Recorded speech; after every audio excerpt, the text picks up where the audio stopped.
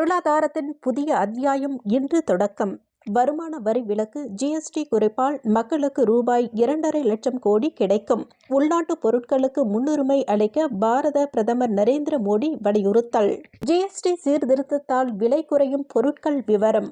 Readymade parotta மற்றும் சப்பாத்திக்கு ஜிஎஸ்டியில் விலக்கு அளிக்கப்பட்டுள்ளதால் விலை குறையும். சாக்லேட்டுகள், ரெடிமேட் பாஸ்தா, நூடுல்ஸ் ஆகியவை 5% வந்துள்ளதால் அவற்றின் விலையும் குறையும். நெய், வெண்ணெய் மீதான வரி குறைக்கப்பட்டுள்ளதால் அவற்றின் விலையும் குறையும். உதாரணத்திற்கு 1 கிலோ நெய் 40-50 ரூபாய் வரை குறையும். உலர் பழங்கள், நொறுக்கு தீனி மீதான வரி 5% குறைக்கப்பட்டுள்ளதால் விலை குறையும். மற்றும் ஏசி, ஃப்ரிட்ஜ், வாஷிங் மெஷின் மற்றும் 32 அங்குலத்திற்கு மேல் உள்ள டிவிக்கள், பாத்திரம் கழுவும் இயந்திரம் ஆகியவை மீதான வரி 28% இருந்து 18% குறைந்துள்ளது. ஆடம்பர கார்களை தவிர 1200 சிசிக்கு குறைவாக உள்ள கார்கள் மீதான வரி 28% இருந்து 18% குறைக்கப்பட்டுள்ளதால் விலை குறையும். 350 உட்பட்ட சிசிக்கு இருசக்கர வாகனம் மீதான வரி 28 இருந்து 18% குறைந்துவிட்டது. அதனால் அதன் விலை 10,000 ரூபாய் 30,000 வரை குறையும். மருத்துவ உபகரணங்கள், தெர்மாமீட்டர், நோய் கண்டறியும் கருவிகள், இரத்த சர்க்கரை ஆகியவற்றை கண்டறியும் கருவிகள், சில மருந்து மாத்திரைகள் ஆகியவற்றின் விலையும் குறையும்.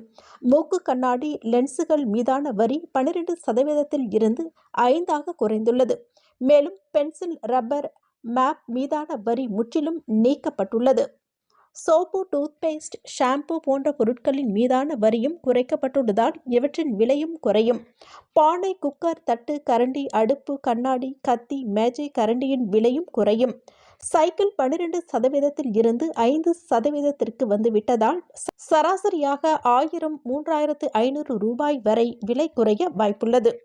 மேலும் சிமெண்ட் மீதான வரி குறைக்கப்பட்டுள்ளதால் மூட்டைக்கு 40 ரூபாய் வரை குறைந்துள்ளது.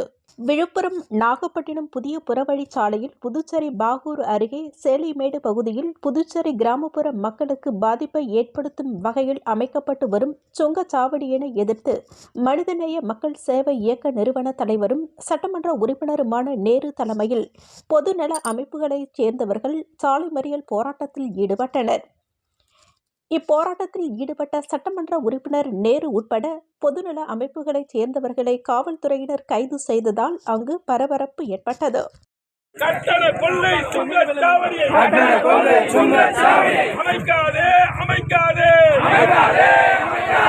புதுச்சேரி அரசிடம் அனுமதி பெறாதே, சட்டவிரோத சுங்கச்சாவடி அமைக்காது. அனுமதியோம் பகல் கொள்ளை சுங்கச்சாவடி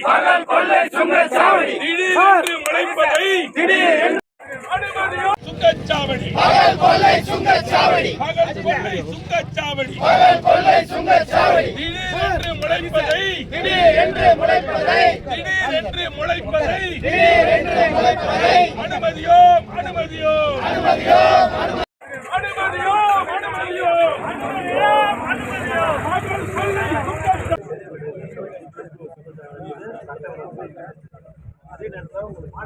புதுவை அரசு வருவாய் மற்றும் பேரிடர் மேலாண்மை துறையில் 41 கிராம நிர்வாக அலுவலர் பணியிடங்களை நிரப்புவதற்கான எழுத்துத் தேர்வு செப்டம்பர் 21ஆம் தேதி ஞாயிற்றுக்கிழமையன்று நடைபெற்றது.